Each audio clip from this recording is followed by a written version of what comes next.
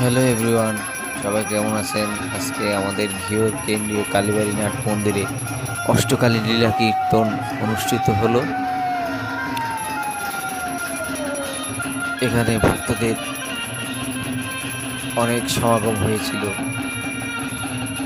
মন্দিরটি লোকে লোকারণ্য হয়েছে। আনন্দপূর্ণ পরিবেশে অনুষ্ঠিত হলো অষ্টকালী লীলা কীর্তন। সবাইকে অনেক ধন্যবাদ।